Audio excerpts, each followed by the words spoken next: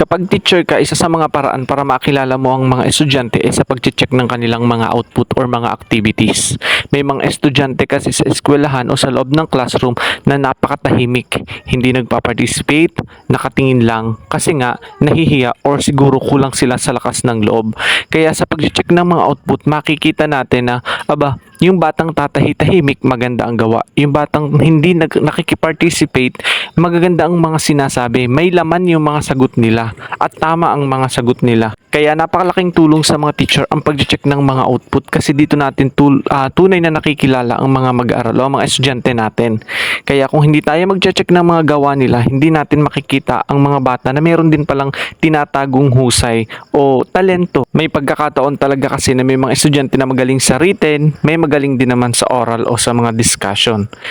Pero mas maganda sana kung both.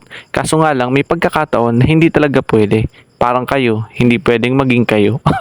Ano daw? Anong kaugnayan nun? At sa pag-check ng output nila, dito mo makikita yung mga bata na kumakanta na pala. Sumusus ang sagot na inilalagay ay lyrics ng kanta.